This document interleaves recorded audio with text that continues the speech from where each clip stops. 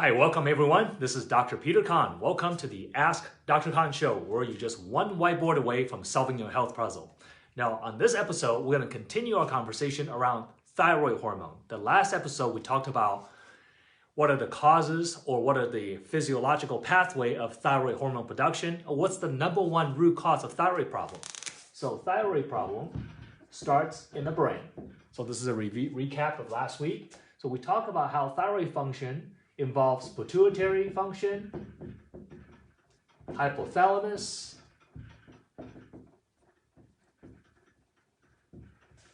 and neurotransmitters. So these things have to be working in order to stimulate the thyroid gland to have proper function. And then the thyroid gland makes two different types of hormone, the active T3 and the inactive T4. The problem is that 93% of the hormone production is in the inactive form. So the body has to convert the thyroid hormone into the active form. And this conversion, 60% of it happens in the liver. So if you have liver dysfunction, it doesn't matter how much thyroid hormone you're taking. You may still have thyroid symptoms such as brain fog, fatigue, weight gain, hair loss, dry skin, cold hands, cold feet. Another 20% of these thyroid hormones converted in the gut. So if you have gut dysfunction, then again, you can't convert hormone into the active form. You may have thyroid symptoms even though the problem's not in your thyroid. Because in this scenario, the thyroid gland is perfectly happy to pump out the hormone. Your body just can't convert it.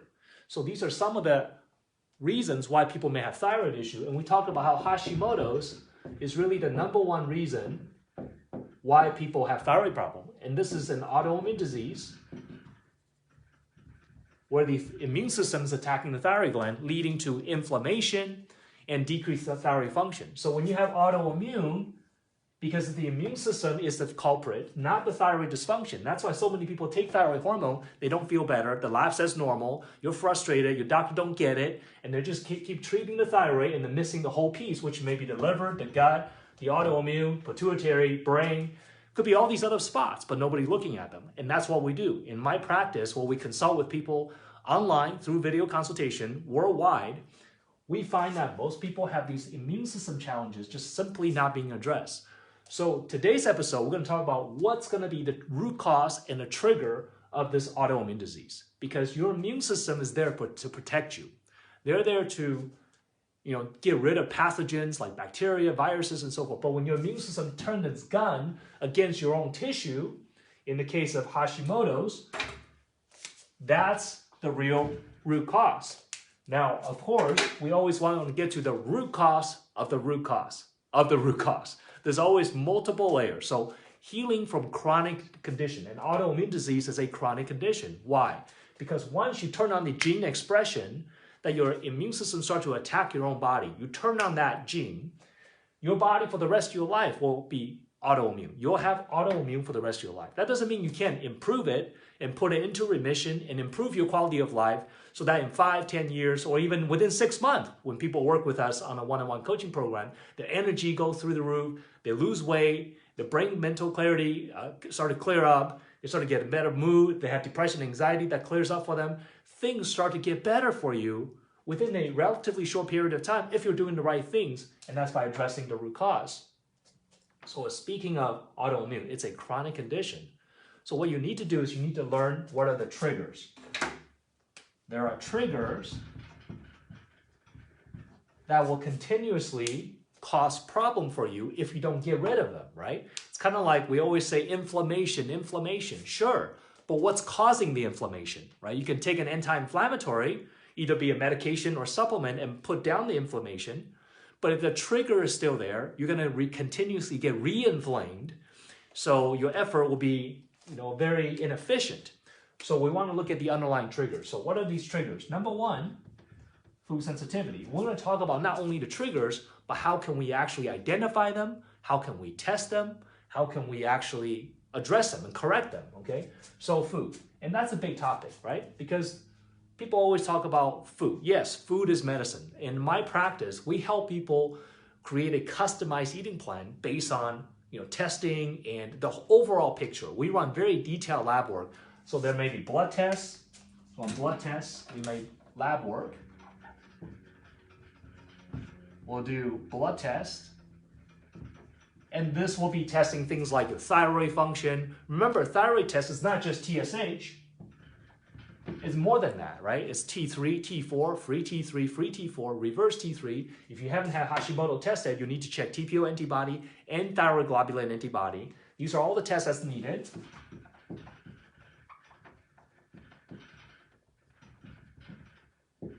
You need thyroid antibody. Let's be more accurate here. TPO antibody and thyroid globulin. I'm putting it on the list for you. Reverse T3 is helpful to see if you're converting. T3 uptake is helpful to see thyroid binding globulin activity. So this is a complete thyroid panel. If you only have TSH, T3, T4, that's it. That's not enough. So we do very comprehensive tests. Blood tests may also include a complete lipid panel, cholesterol, triglycerides. We also check your blood sugar, liver enzyme. We'll check inflammation markers of several types like CRP and homocysteine. Even ferritin is an acute phase reactant, but it can also diagnose low iron status. We'll check things like fibrinogen. So these are your inflammation markers. Of course, there are other things that we look at. Cholesterol, in fact, is an inflammation marker, right? It's an acute phase reactant. So when cholesterol elevates, it's a sign of inflammation. But we can look at even LDH, lactate dehydrogenase. If they're elevated, it's a sign of inflammation. So we can look at these acute phase reactants and negative phase reactants to determine inflammation status. We'll also look at D3 level, vitamin D3, 25-hydroxy. Let's be more accurate. Vitamin D3, okay? So this is going to test the vitamin D status. We'll also test other things that, normally, it depends on the situation. Sometimes we'll test B12 and folate. But these tests have to be done in a fasting state, meaning you're not taking any supplements for a few days. Otherwise, the test is not going to be that accurate. We may test, depends on what's going on with you. If you have a lot of digestion issue, we may test things for autoimmune gastritis, like parietal cell antibody, trypsin factor antibody, to rule out pernicious anemia, complete blood count. So that's just blood tests, right? That's just that one aspect of it. So that's how you can test. Now, how do we identify food? Well, when it comes to food, gluten can definitely be a big issue. 2-3 episodes ago, we talked about gluten in detail, but could be dairy, soy, egg, corn, right? Could be these major offenders, but could be any food, really. You could be sensitive to any food. And remember, there's food sensitivity and there's food allergy. Those are two different reactions. So food allergy is what your medical allergist will test for. When you go to your allergist, they're testing for allergy. And allergy is an IgE response. It's an anaphylactic immediate response to things like, things in your environment, pollen, dust. That's usually how they test. They're testing for allergy to dog pet hair danders and, things like that. Now, sensitivity is a delayed response. It's a different type of test. For allergy, the medical doctors will test that because there's a drug for it. They can give you Benadryl. They can give you allergy shots, right? They can give you Claritin and antihistamine for allergies, but there's no drug for sensitivity because sensitivity is usually caused by leaky gut, and there's no drug for that. It's all just nutrition, right? Just like if you're out of shape, what's the drug for that? No drug. You got to exercise. So not everything with your health can be fixed by a drug or surgery. Sometimes you got to take responsibility and actually fix it yourself. That's what food sensitivity is. You must eliminate the food that you're sensitive to. But the first step to that is to identify that food that you're sensitive to. So you can either do that through, what are the tests we can do?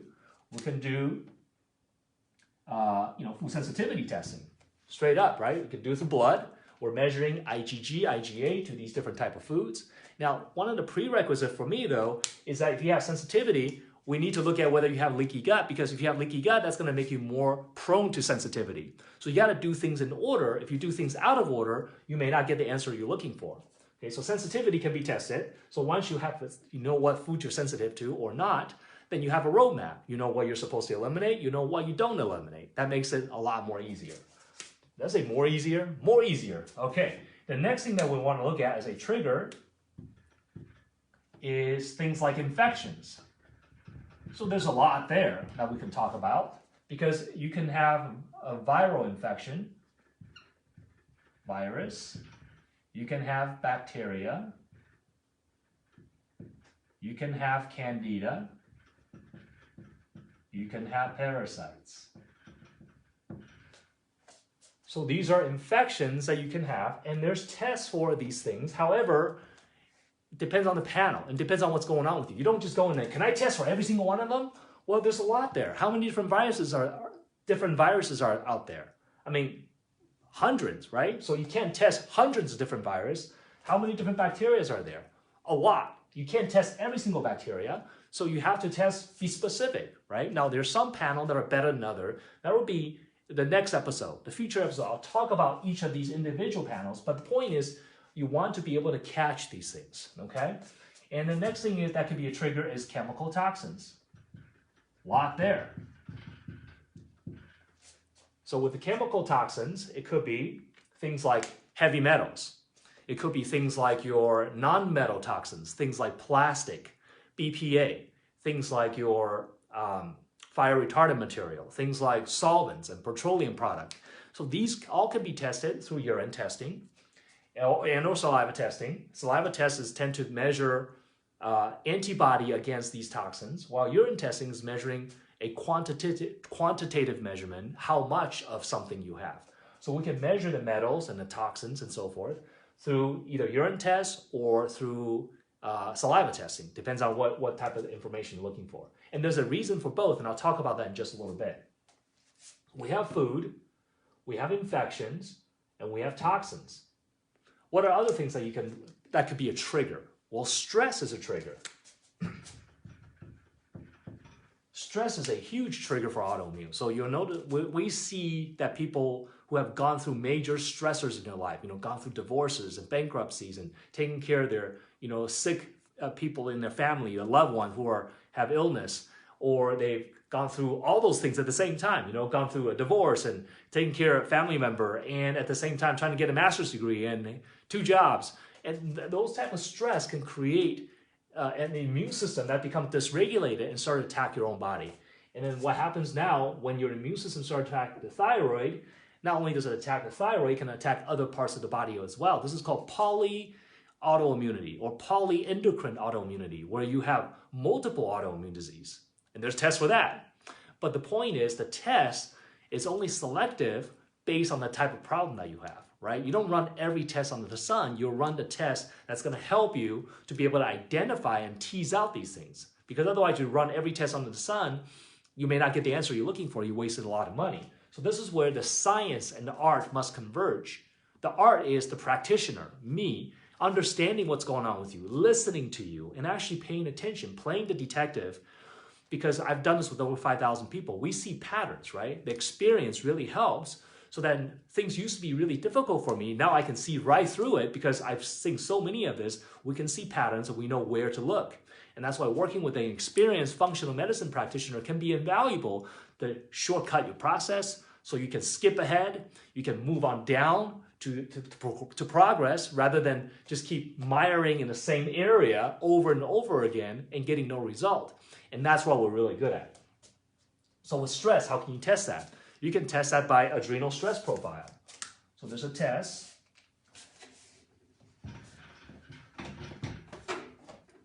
We can test that through adrenal stress index. And this is a saliva hormone test, testing cortisol level and DHEA level. And we can get a representation of your circadian rhythm. So not only does this test for adrenal function, it also tests for circadian rhythm function, which will help us detect or assess your status of your sleep-wake cycle, which is important if you have any type of sleep disruption where you can't fall asleep or can't stay asleep. This test will also help us to identify if you have any problem with your HPT axis, hypothalamus pituitary HPA axis. Remember we talked about the hypothalamus, pituitary, thyroid, but you also have the hypothalamus, pituitary, adrenal axis, because this gland stimulates this gland, which stimulates the target gland, which is the thyroid, the adrenal, the gonads, to produce those hormones. So we can also assess dysfunction. So we can tell a lot of information from this adrenal stress index. So again, it's all just a matter of working with someone who has done this many, many, many times, work with many, many, many clients who have chronic conditions and who can actually help you to not just have a test, because remember, tests just data, but if you don't know what to do with the data, you don't know how to interpret it, then the data means nothing, right? Because you can have a whole bunch of data, but what do you act on first? What do you act on second? You got to put things in order, and that's what a plan is. And that's what we do to help you create a customized plan to help address these issues.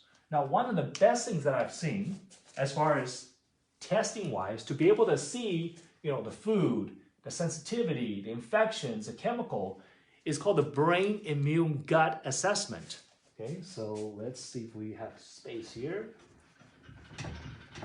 So the brain immune gut assessment is an assessment that helps us to assess the function of your brain immune gut axis. So here's your brain, and then we have the immune system, and we have the gut.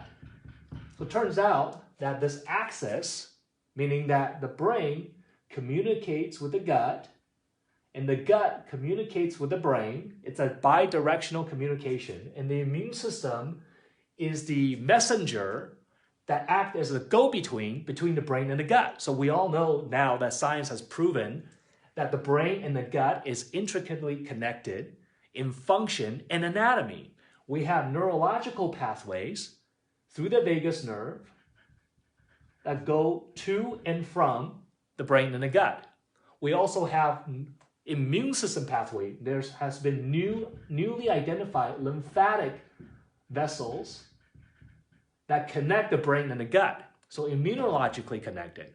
We also know that there's gut peptides that connect the brain and the gut through these gut peptides that influence hormone and neurotransmitter function. Not to mention the microbiome, which is the bacteria in the gut, influences neurotransmitter function up here. And then we have cytokines, which are immune messengers that trigger inflammation or communicate information about inflammation that also influence the gut, the brain and the gut through the immune system. So really, when we talk about the brain and the gut connection, we cannot say that without saying the immune system in the middle. So this brain immune gut connection, brain immune gut, is the big idea that's really driving a lot of the clinical success that we're having in our online virtual functional medicine consultancy, where we're helping people identify breakdown in the brain immune gut axis. So what is the parts that's involved in this? Well, within the brain, we have what's called the blood-brain barrier.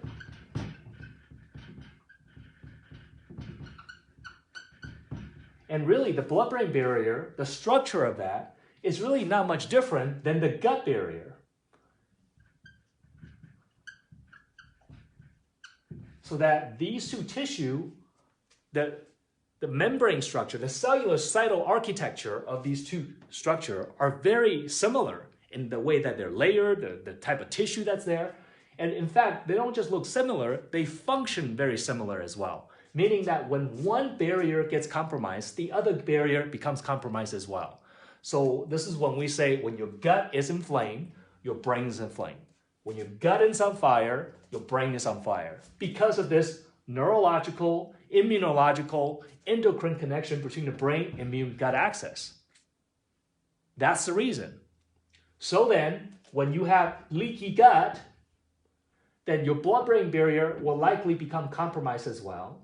And these inflammation chemicals can likely get through to the brain and trigger brain inflammation. And the symptom of brain inflammation is your brain fog, your depression, your anxiety, your inability to concentrate, your memory issues. You can't focus. You may have word loss. You have slower processing speed where you have to read or watch TV. You just feel like you can't even do it because you can't even focus long enough. Or you watch TV or you read, you just fall asleep because your brain has such low endurance from inflammation in the brain from this gut-brain connection. And what happens when you have these brain symptoms, you go to the medical doctor, what do? Nothing, because there's nothing that they can give you medication-wise that can fix a brain fog, right? Brain fog's not even it's not even a diagnosis that they can give you, because brain fog is describing a state that you're in. But at this point, there's no lesion in the brain that they can identify. There's nothing structurally wrong with your brain. It's just the brain cells are inflamed and they can't function. That's why you feel that way. So what drug did they give you? Nothing. Kind of like the analogy I just gave you earlier. If you're out of shape, there's no drug for it. You actually got to do something to fix it. Same thing with brain fog. There's no drug. It's all nutrition, lifestyle change, and understanding the root cause, which are these triggers. So the brain immune gut assessment is the test that we do to help us identify breakdown within the brain immune gut axis. So the brain immune gut axis is tested with the brain immune gut assessment. I'm going to put the link right here for you. AskDrKhan.com/big idea. If you go to this URL, it's going to contain information that's going to show you what this brain immune gut assessment, we call it the brain immune gut health assessment,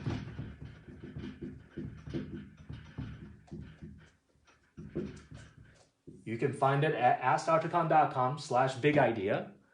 Because the big idea is that the brain immune gut axis is really what's at the root cause of many people's autoimmune, many people's neurological dysfunction, especially when it relates to brain fog, memory loss, can't focus, can't concentrate, these early cognitive decline. That cannot be called dementia, Alzheimer, not yet, but it can be early signs of something starting to break down.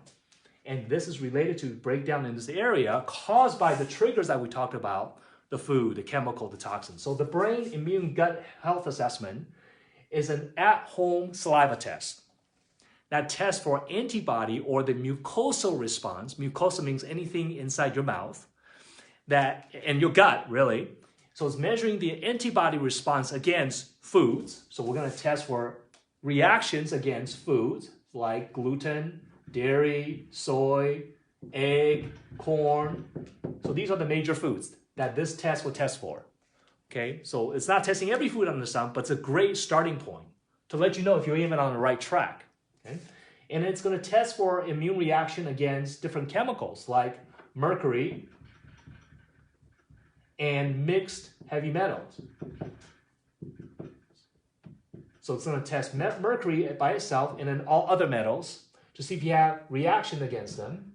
It's going to test against chemicals like BPA, bisphenol A, which has been shown to be linked to autoimmune disease. It's a chemical found in plastic. This is also going to test aflatoxin, which is a mold toxin. So to see if you have possible exposure to mold, but more importantly, your reaction to the mold. So this is not a quantitative measurement of the mold or the mercury, but it's measuring your immune reaction to the mold and mercury, which can be just as valuable, if not more valuable information, because it's telling you how sensitive is your brain immune gut axis to these chemicals. Because sometimes you can have very little exposure to something, but your immune system is so dysregulated that you're having massive reaction to these chemicals, even though you have very little of it. So that little of chemical is still causing massive problem for you because of this brain immune gut response.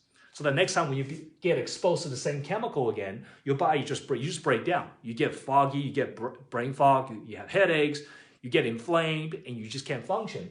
So the immune reaction to these chemicals perhaps is just as important, if not more important, than actually measuring how much of it do you have in your system.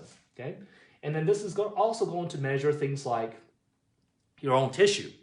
Remember, we're looking at autoimmunity. So this is going to look for leaky gut. So if you never have leaky gut tested, this is a great way for you to get leaky gut tested, plus sensitivity to metals, chemical, and what's actually triggering the leaky gut, which might be the food and so forth.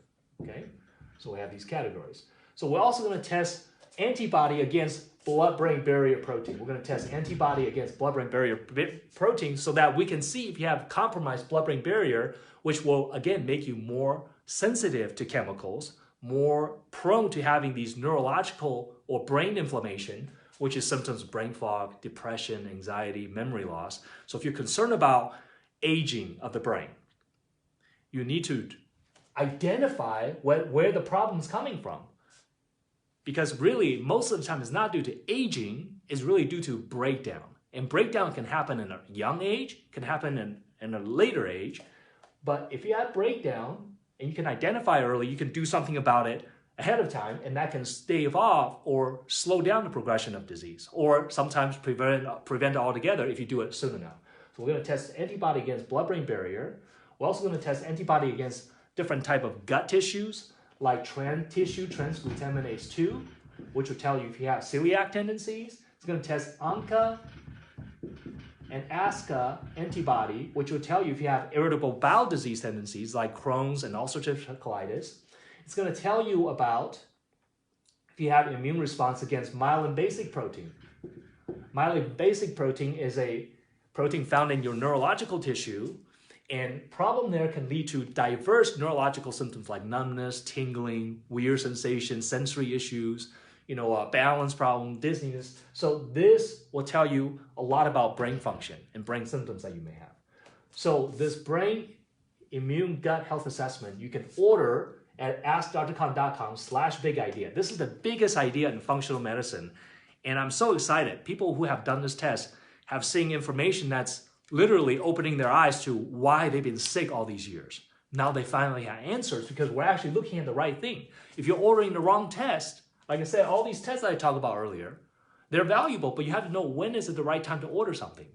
This is a great first step. If you haven't investigated the root cause of your chronic illness from a functional medicine perspective, this is a great way for you to get started because you're going to get so much information about leaky gut, blood-brain barrier protein compromise, food sensitivity, chemical toxicities, and heavy metals, and even test for virus. For example, it'll test antibody against rotavirus. Now, rotavirus is an intestinal virus that's involved in gastroenteritis.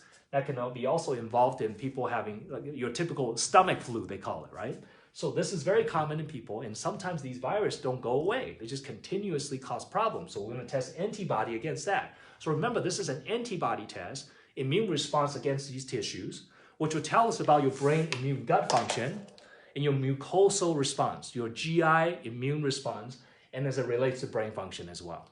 So this is an invaluable test.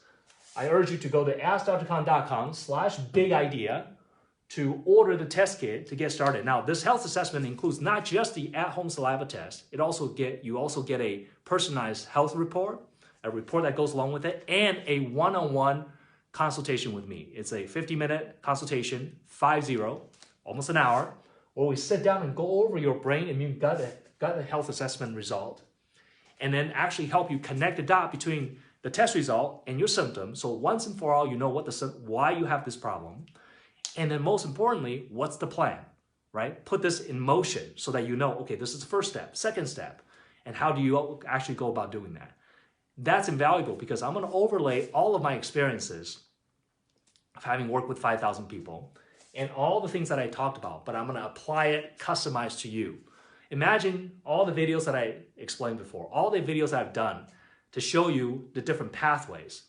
And I actually take that and I plug you in it. So you can actually see how this plays out in your system, in your body, and how that relates to your symptom. But more importantly, now that you have hope that you can actually get better because now there's going to be answers to why things are breaking down. So again, go to askdrkhan.com/big idea. I'll put the link in the post. And please share this information with as many people as possible. This is so important for people to hear because traditional medicine is failing people in the sense that chronic disease is not being identified. Because people are giving a drug and surgery, and that's the only option given, and they're not told that there's another alternative because traditional medical doctors are not trained in looking at this overall holistic approach. And it's not their fault. They're doing their best, but it's just not enough. And that's where we come in and fill in that gap and really help you take you to that next level so that you can start to live the life you always want, be able to do the things with your family and be active and go out and be socialized and do the exercise you want and go on vacation and not feel like you don't have the energy or it's too much to do. These things you can have, but you need to have answers and you need to put that answer into motion, and we can help you with that. So please like and share this video, and please subscribe to my YouTube channel at Peter Kahn DC, or follow me on Facebook at Hope Integrated Wellness. I look forward to seeing you next week at the Ask Dr. Kahn Show. Well, again, we'll solve your health puzzle one whiteboard at a time. Take care.